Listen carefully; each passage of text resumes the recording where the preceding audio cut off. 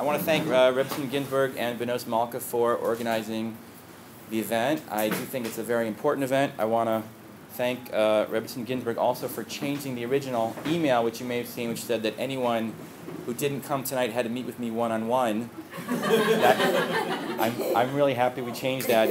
There is apparently a second showing in September, I heard, which is a lot better than having to meet, however many people. But can I go for the one? You can come for both. You can come for both. It's the same price. But I heard that there is still a requirement that if you don't have a good time tonight, you may have to stay afterwards. So I'm going to be looking around and making sure that everyone's having a good time. If not, I'm going to tell on you, okay? So I know it's late and no one really wants to be here. So I want to make this interesting, entertaining. It is a very serious topic, though, and I'm very glad, in all seriousness, that we can talk about this. So my name is Brad Salzman. This is me. I'm a therapist. I just made Aliyah a year ago from Muncie. I grew up in California. And in New York, I had a practice called the New York Sexual Addiction Center.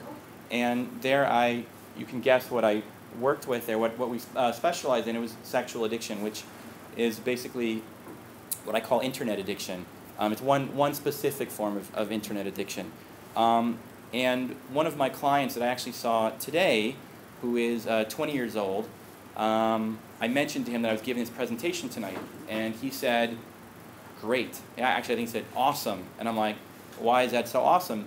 He said, because my parents had no flipping idea what I was doing on the internet for all those years. And he didn't say flipping. I'm changing the words a little, but he was actually very angry about the fact that he had this problem for years and years. Comes from a very frum family, as do most people here. If not everyone here.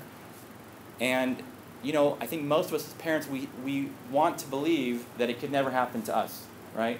That our kids are not that kind of kid, right? That our kids they're good kids, they're frum kids, they're not looking for trouble. And I think that's true for most kids, right?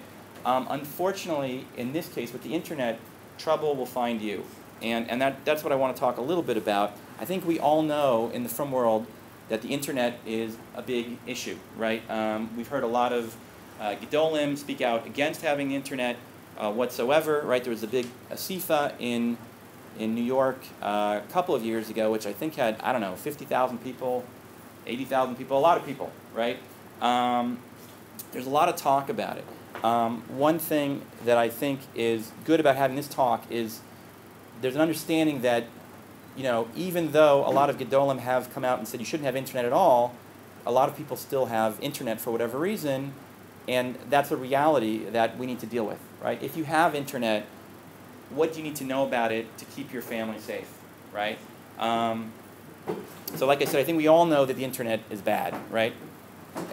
Let me rephrase that. Parts of the internet are bad, right? I think there's also a lot of good parts about the internet. Unfortunately, there are some really very real dangerous aspects.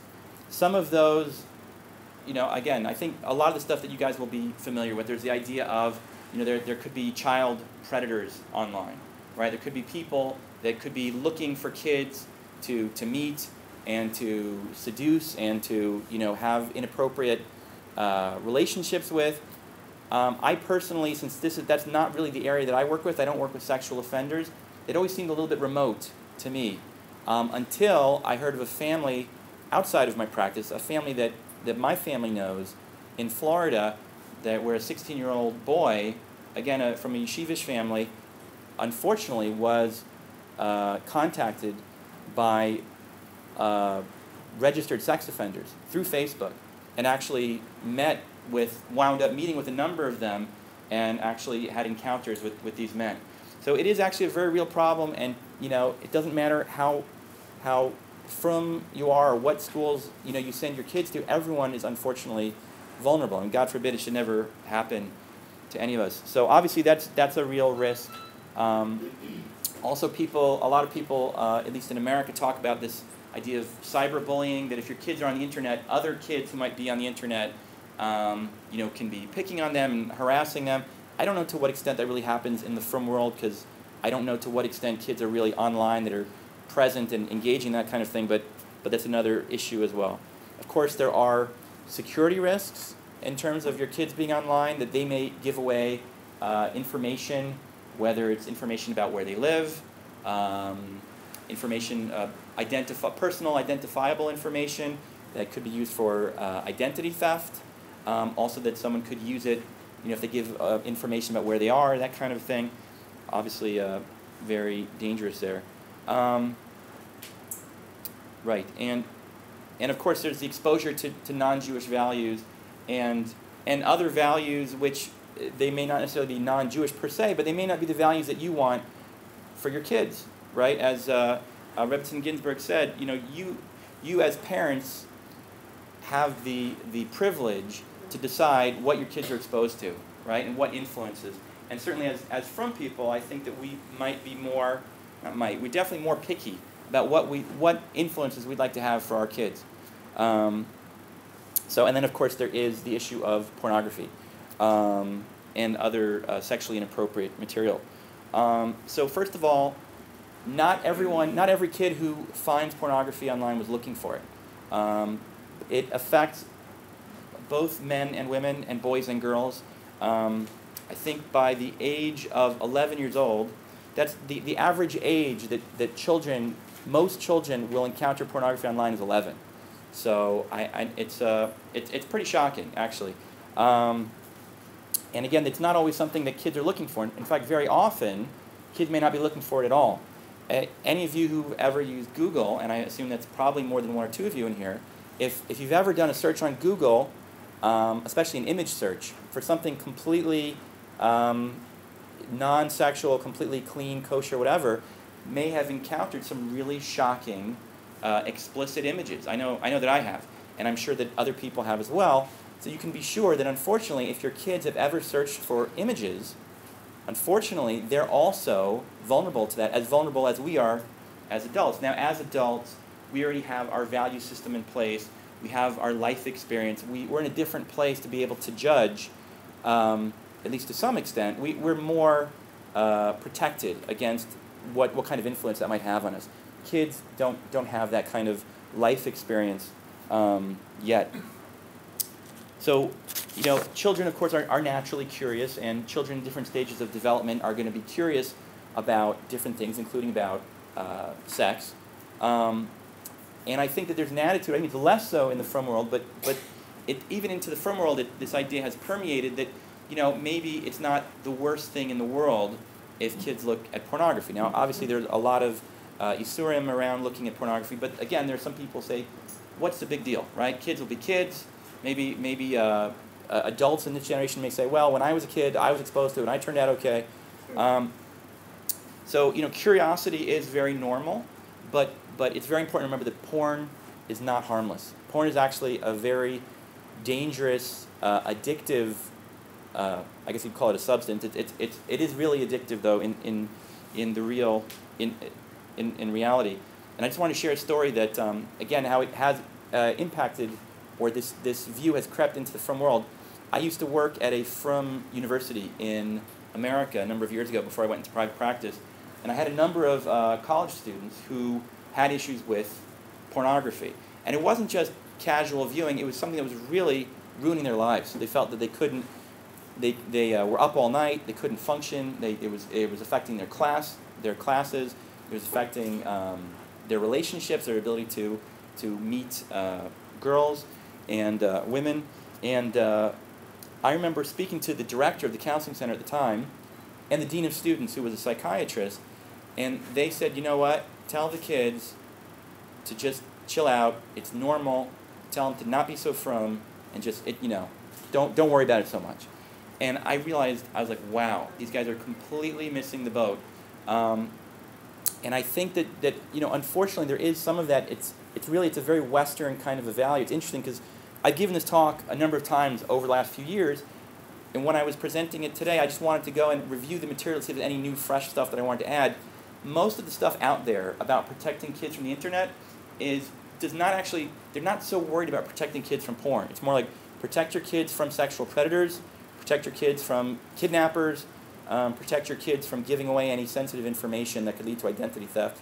And the idea, there's a much more liberal view of like, okay, so pornography, so kids will, it's a normal part of development, and they'll figure out what's appropriate and what's not.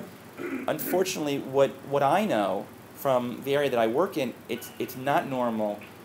It's not innocuous. It's actually a very harmful, again, a substance, for lack of a better word. Okay, I'll give you a few. Yes, pornography can lead to addiction. It doesn't in all cases, but it can be very addictive, exactly the same way that alcohol or cocaine or cigarettes are addictive. And this is something which I think today, even in the psychological community, a lot of people are still not completely on board with this. They still think, how could something which is essentially natural, right, sex, right, something, a drive that we're all wired for, how could this become an addiction? And I think that just because of the sheer number of people that have been affected by this through the internet, the whole scientific community is beginning to shift and starting to see it as an addiction. Let me give you some quick statistics just to help you understand the gravity of the situation. There's about 25 million pornographic websites online right now, which means it's about 12% of all the websites in the world have pornography. The online pornography business generates $5 billion per year. It's a huge business across the entire world. I think about $3 billion of that is just in America, and the rest of the world is about another $2 billion. All the internet searches that are done, 25% of all internet searches are either for pornography or sex. So again, 1 out of every 4 searches on the internet is for pornography or sex. 70% of men between 18 and 24 report that they visit porn sites in a typical month. 70%. 35% of all the downloads on the internet are pornography. 35%. More than one third of all the downloads on the internet are pornographic, and 20% of men admit to watching porn at work. Something else which I saw, which I thought would be interesting for this group, and with the population that I work with now that I'm in Israel. In America, I used to work with both from and non-from, and here, so far, it's been all from. But I saw a statistic that said that, again, it's not about Orthodox Jews, but about religious Christians. People who tend to go to church on a regular basis were 26% less likely to look at porn. However, people who describe themselves as fundamentalists were 91% more likely to look at pornography. So there's a question there. When I read that, I'm curious how that translates into the Orthodox world. I'm not sure, and I certainly would hope that Orthodox people aren't more likely to be drawn to this, but I don't know.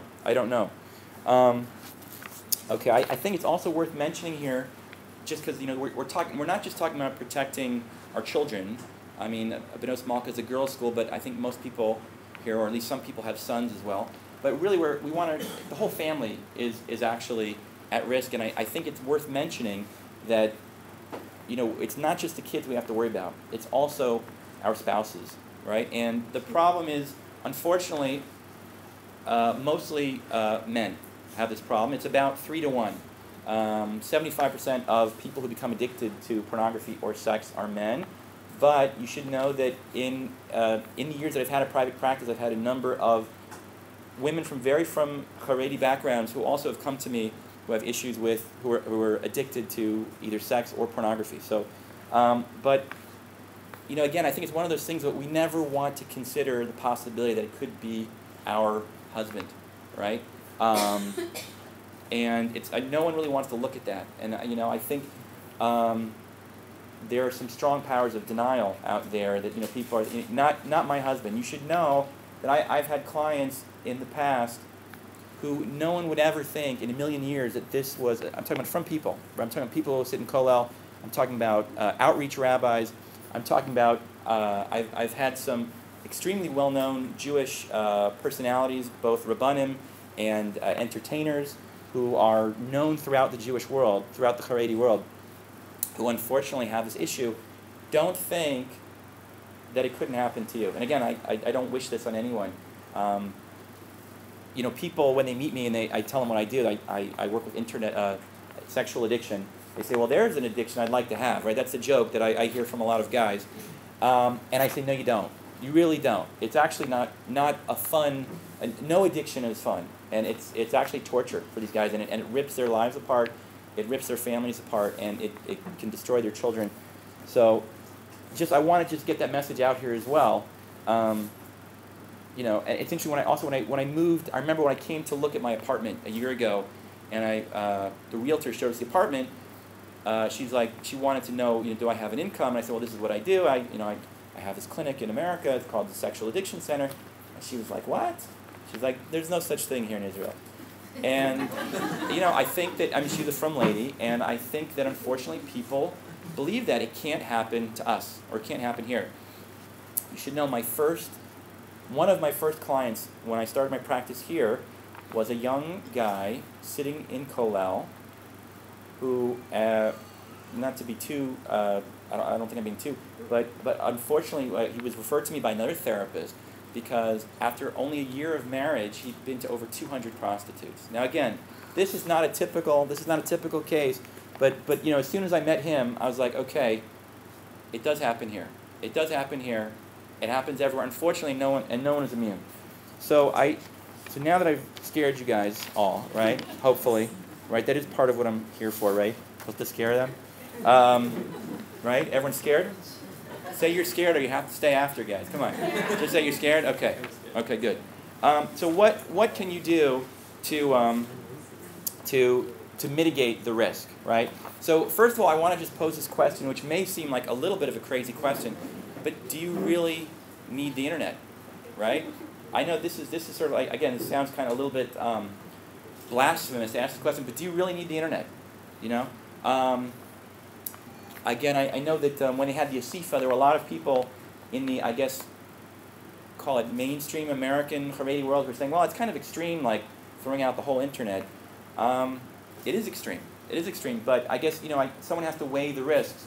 I also, you know, I know some people who have internet at work and don't have internet at home, which is another thing to consider. Also, I want to say one other thing. When I started giving this talk, smartphones were really not an issue. And smartphones now have completely changed the game here, right? It used to be we had certain guidelines.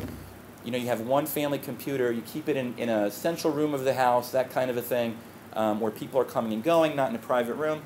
Now we have smartphones. So even those of you who say, well, I don't have internet, but you have a smartphone, right? Oh, I have a smartphone, yeah, but I don't have, you know, I don't have a, you know, internet connection just on here.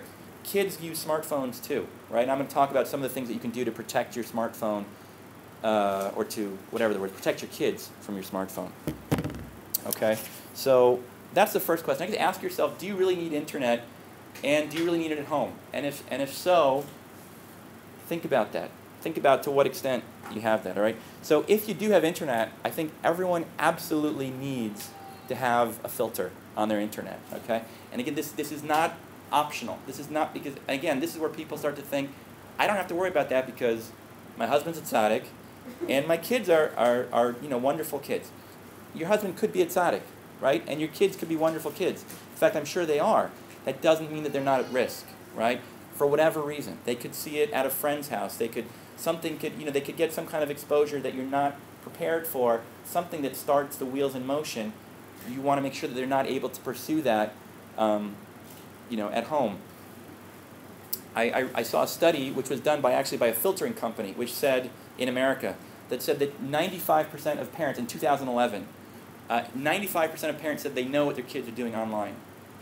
I said it's complete nonsense. There is no way that you know what your kid is doing online unless you're literally sitting right next to him and you're not on your smartphone at the same time, right? You are literally sitting right next to him and your eyes are on the screen the entire time, which I can say, I don't think anyone really who's prepared to do that, really for more than a couple minutes, right? Well, we have at least one parent. Okay, two. Okay, we have two parents. All right, maybe, all right, three. All right, fine. So it looks like a few people are prepared to do that. Good for you. For the rest of us mortals, you know, I would say that we need to up our game in terms of we can't assume that we know what our kids are doing online, right? Again, even if they're good kids. I was talking to actually my sister-in-law, and who my brother's wife, and I'm very close to them, and I know them very well. I know their kids, and let's see, her oldest is I think 10, and something came up where he was the oldest boy was watching something on the internet in his room, and I'm like, what are you doing? She's like, what do you mean? I'm like, you have no idea what he's looking at. And she's like, I didn't even what do you like? I have no idea. Like, I should be worried. Like, what are you talking about? Like, I said, yes, you need to be worried. Yeah, and right, okay. So again, this going back to the scaring you part. So, okay, so everyone needs to have a filter, right? Now, obviously, I'm not affiliated with the school. I'm not telling anyone what they need to do. I'm telling you that I believe, in my opinion, if you want to protect your kids and keep them safe, you absolutely need to have a filter. Okay, let's talk a little bit about the different filtering options. First of all, also, you want to make sure that every single device is filtered. Again, if you have a home computer and you have a filter on that, but you don't have anything on your smartphones, you're wasting your time, right? This is an issue with some of my addicts, who I try to get my addicts to put filters on their devices. As you can imagine, it's a hard thing for them to do, because as much as they want to give it up, that's their drug, right? And it's very hard to quit. So, maybe they will put a filter on this, but not on that, right? You need to have a filter on every single device, and that includes laptops, desktops, smartphones, tablets. If your kids have gaming systems, a Wii, an Xbox, all of those things are internet capable, and I could tell you stories of the kid who uses Xbox to access pornography. It's real. It's not far-fetched. So every single device needs to have some kind of filter on it. One program that I recommend is something called Nanny. So I'll write that up here. Okay, it's you can download it online. I think it's around $40. It's netnanny.com. There's a lot of filters out there. I think this is one of the best ones that's out there, and this is after my own testing and also hearing from a lot of my clients. NetNanny, it's both for the PC and also for Mac. And basically the way it works is that the parent has to have the password, right? And the parent can adjust the settings so that it will automatically block, let's say, pornography, other categories, whether it's mature content, people in bathing suits, et cetera, violence, whatever things you want to block there, you can block. Now, it's important to mention that no filter is 100% effective, right? Some are better than others. I think this is the best one that I know of, but none of them are 100% effective. If someone is extremely determined, and again, I've seen this with my clients, if you're really, really, really determined, you can somehow find a way. And you should know, by the way, that if you think that it's safe to let your kids go on YouTube, it's really not. YouTube has explicit sexual material on there. It is not safe. Facebook, again, you may think it's Facebook. And again, I also was surprised by this. People use Facebook. There's a lot of stuff on Facebook that I was not aware of, because I use Facebook to connect with friends and that kind of thing. There's a lot of explicit sexual stuff there, and I've learned this from my clients, that people use Facebook and Twitter as well to access explicit hardcore pornography, as well as to obviously connect with other people for the purpose of sharing material, meeting up, and other bad stuff. Okay. So NetNanny, so the parent is the administrator, the parent has a password, that each child has their own username or profile, and you can tweak the settings there. Now, I said none of them are 100% effective. That being said, they might be 95% effective, right? And I think, again, if you don't have someone who is really, really determined, it could be close to 100%. So I recommend that it's not a good reason not to get it. And I hear that from some of my guys, especially my computer-savvy clients, who say, well, I'm a computer expert, I can hack it on anything. It's not an excuse. You need to have a thing. We're going to take questions at the end, okay? Is that all right? So just please remember your question, okay? Speaking of computer experts. Okay, so the next I want to give you something for your phones. For your own cell phones, I recommend an app called Babysitter, which I'll just write that up here. Okay, I think it's about $10 to download. It's a very good program. Again, it requires there to be an administrator with a password who can monitor. All right, and I'm going to recommend one more thing for your phones and tablets, and this is something that I use for my kids. It's called Kids Place, and this is really appropriate for younger kids.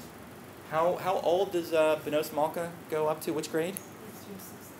Okay, all right. So I it depends on the age of the kid. Certainly for my kids, my oldest is 7. It's definitely appropriate. The way Kids Place works is, so it's an app for Android and for iPhone. You put it on your phone, and when you load the program, the kid can't get out of it. You can set a time limit, and they can only use apps that you have approved. So in other words, it only uses apps that are on your phone. Like you can set it to not connect to the internet at all. That's how I set it. So the kids have 0 access to the internet. And whatever kids games that I've picked out and I have on my phone or my tablet that I've already checked out and I think they're safe for them, they're allowed to select from those games for the amount of time that I set. It's very well done. It doesn't really have any major bugs or problem with it. I really recommend it, and I think it's free, which is even better. Okay.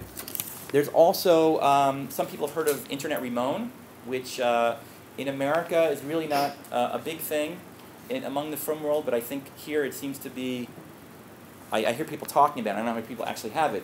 But basically the way Ramon works is an internet service provider. So instead of having the actual software on your computer that blocks it, the internet service provider is blocking it. And apparently, from what I understand, they have different levels that you can set it to. Etrog is also, I believe, a more higher level. I think it's for a more Haredi audience. From what I have spoken to experts who deal with this particular internet service providers, I've heard that they are pretty effective for the general population. Again, for people who are extremely determined and who already have a problem with looking for these kind of things online, it's not going to be foolproof. I think that it certainly does not hurt to have this in addition to the filter that I mentioned before, the software. Okay, so besides filters, I think it's really important to talk to your kids. Okay, and I think, and this is, I don't know, maybe I'm going out on a limb by saying this, I think that some of us would rather find our kids had looked at porn than actually sit down and have to have a conversation with them beforehand about some of the realities of the internet. Now again, it obviously has to be age appropriate. I was saying that for the purpose of exaggeration. Obviously no one wants to see their kid has been looking at porn, but the idea of talking to our kids about the dangers of the internet is, I think, very scary for a lot of us, and that it's a very uncomfortable conversation.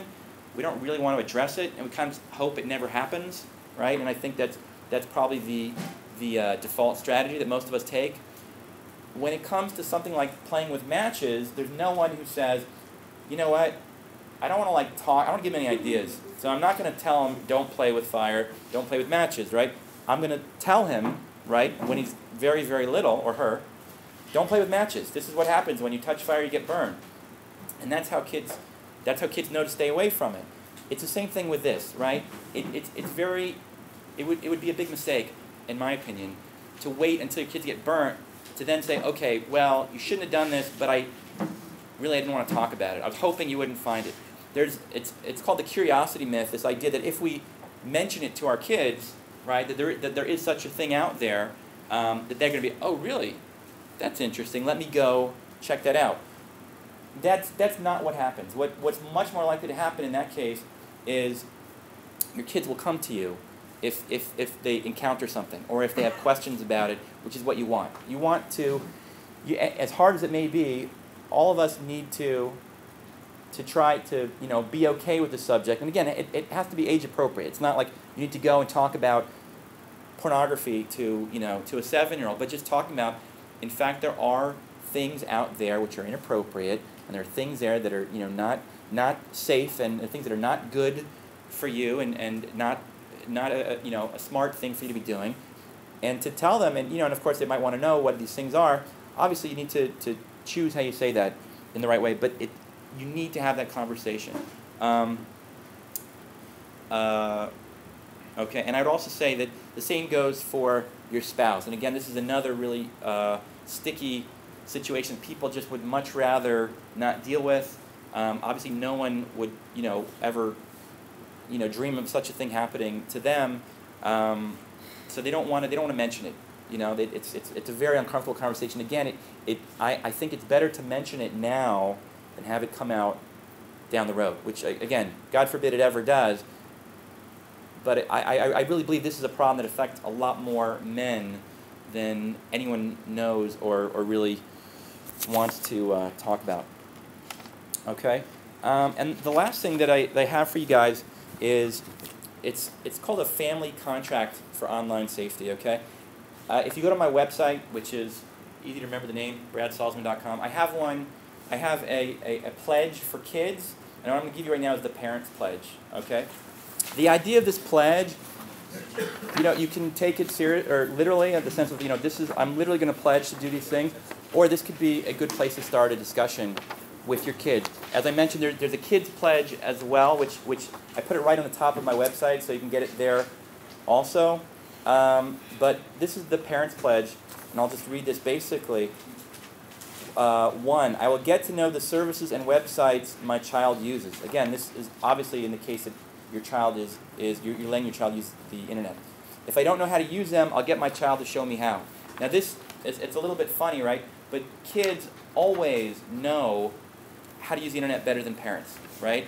So just assume that if you think that you're checking on them and you know kids know how to hide their tracks much better than adults, always. So again, don't assume that if you're checking up on them that's going to work necessarily. Again, also I want to discourage you from secretly monitoring them. So again, I think some people may also say, well, you know what? I understand the importance of monitoring and filtering, but I don't necessarily want to have this conversation with my kids, or I don't want to make them feel that I'm spying on them. The opposite is true. What you want to have is openness and transparency with them. You want them to know, and you should tell them at the outset, look, I have put a filter on our computer and on our phone and all that to protect you guys, and it keeps track of everything that you guys do, and I get to see a record of it, okay? And I'm doing that because I care about you, and because sometimes kids need the help of adults, right? Just like you wouldn't let your kid get behind the wheel of a car, same thing here. Sometimes parents need to be there as well. Okay, number 2, I will set reasonable rules and guidelines for computer use by my children, and will discuss these rules and post them near the computer as a reminder. I'll remember to monitor their compliance with these rules, especially when it comes to the amount of time they spend in the computer. Number 3, I will not overreact if my child tells me about a problem he or she is having on the internet. Instead, we'll work together to try to solve the problem and prevent it from happening again. This is also a big thing. If you make it something which is very shameful, or you know, you make it into a huge deal with them, they're not going to want to share it with you if they encounter something, right? Or if they have questions about something. You want to make yourself a source of information to them. You want to make yourself someone that they feel safe and comfortable coming to, not the opposite. Not something like, uh-oh, that's the last person who I'd want to talk to about this. Number 4, I think is a very good one. I promise not to use a PC or the internet as an electronic babysitter, which I think is very tempting these days, right? We're all overextended and very busy, and it's very tempting sometimes to just, you know, hand the kid the smartphone or the tablet, or let them use the internet for a while, maybe watch their favorite show. Don't give in to that temptation. Your kid really needs you. Number 5, I will help make the internet a family activity and ask my child to help plan family events using the internet. I don't know about that one. Number 6, I will try to get to know my child's online friends just as I try to get to know his or her other friends. And again, this obviously, you know, will depend on to what extent your child is involved in using the internet and engaging with other people. Okay, place here for the parents to sign and the kids. There's another child's one, which again, I think this is a really good place to have a discussion with your kids, especially depending on how old your kids are. It has to be age appropriate. Okay, so with that, I will finish my talk here, and we'll open it up to any questions we'll start with.